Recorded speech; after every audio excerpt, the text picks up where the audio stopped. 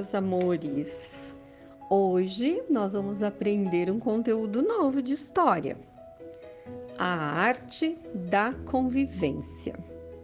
Embora hoje estejamos vivendo em um momento atípico, todos confinados, a realidade é que nós, seres humanos, convivemos em sociedade e gostamos de viver com os outros.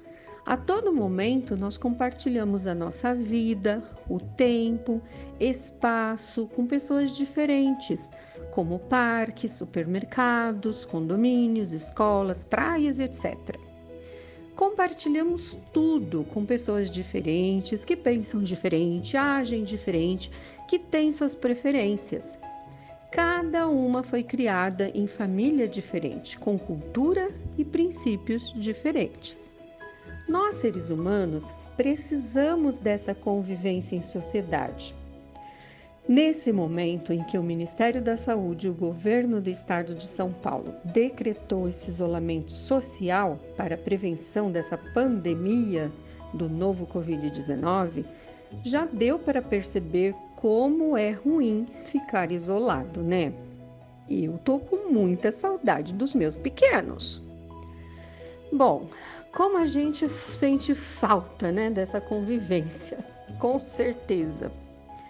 Bom, mas para que as pessoas diferentes convivam bem no mesmo espaço e comunidade, é preciso que respeite algumas regras gerais. Regras de convivência, para vivermos em paz e harmonia uns com os outros.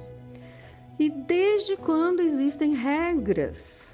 Há muito tempo. Vamos ver então as leis nas primeiras civilizações. Na antiga Mesopotâmia, que significa região entre rios, e no caso era o rio Tigre e o Eufrates, já existiam regras de comportamento em cada cultura e povo. Uma das leis antigas e mais conhecida é o Código de Hammurabi. Você já ouviu falar sobre ele?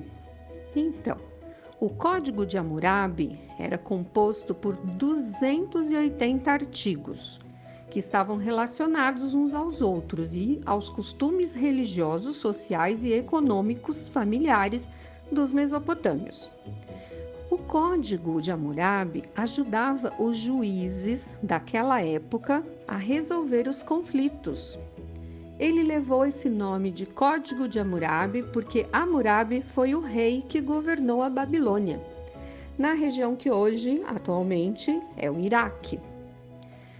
O que eu quero acrescentar sobre o Código de Hammurabi é que ele era regido pelo princípio de talião, que é uma frase simples, mas muito conhecida: olho por olho, dente por dente. Um ditado popular nosso atual que poderia substituir essa frase seria: aqui se faz, aqui se paga. Na época era costume entre os povos da região adotar leis bastante severas, se comparadas com as nossas leis de hoje, né? Aplicavam entre eles o princípio de talião, de olho por olho, dente por dente, pois geralmente a punição ao infrator era dada na mesma medida do crime cometido. Assim, como os babilônios, o povo hebreu também tinha um código gravado em pedras, que segundo o livro de Êxodo, Deus entregou ao povo hebreu.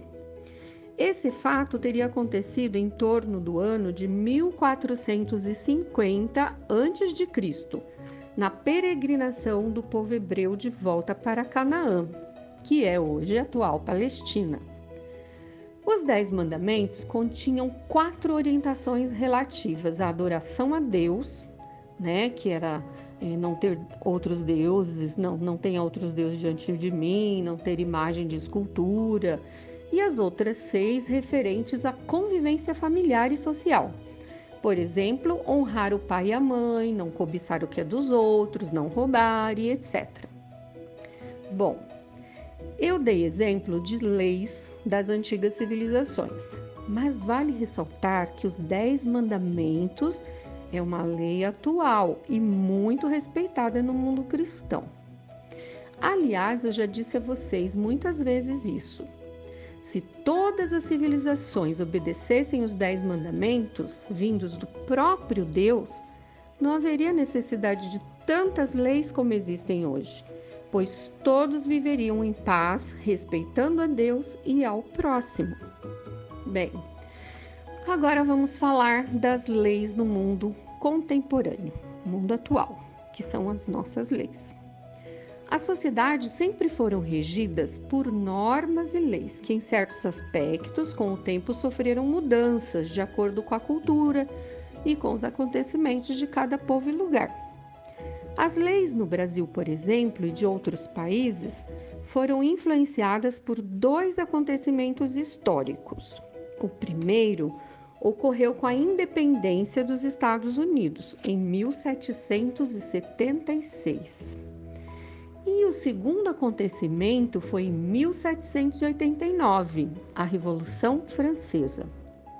A independência dos Estados Unidos ocorreu da seguinte forma: até então, o país era dividido em 13 colônias, todas dependentes da Inglaterra. E após uma guerra de 8 anos, é muito tempo, né? Os Estados Unidos se tornam independentes da Inglaterra e passa então a ser uma república. E o que é república mesmo?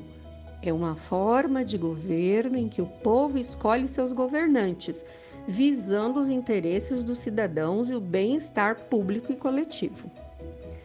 Reforçando então, antes os Estados Unidos estava dividido em colônias e agora, já independente, foi necessário que se redigisse uma declaração de independência com o objetivo de manter o novo país forte e unido como nação. Uma curiosidade que talvez vocês não saibam é que a primeira bandeira dos Estados Unidos continha 13 estrelas, que representavam as 13 colônias, que se tornaram independentes depois da Inglaterra. Em 1789, de forma semelhante, na França, teve início uma guerra, só que agora uma guerra interna, que acabou com o poder absoluto dos reis. E também implantou o sistema de governo republicano, abolindo a monarquia. Esse acontecimento gerou novas leis para esses países e influenciou as leis de outros países também, como o Brasil, por exemplo. Esse acontecimento ficou conhecido como a Revolução Francesa. Foi uma guerra interna, ou seja, a própria França, os próprios franceses estavam lutando para acabar com o poder absoluto dos reis em seu país. E também acabaram implantando o sistema de governo republicano, seguindo ideais iluministas. Que ideais iluministas são esses? Ah, tá. O iluminismo, ele vem no sentido de conhecimento. E os seus ideais são igualdade, liberdade e fraternidade.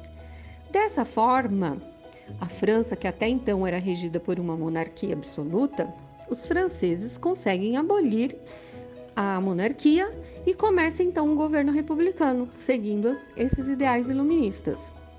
Esses ideais iluministas, igualdade, liberdade, fraternidade, influenciaram as demais leis de muitos outros países, inclusive as leis do Brasil.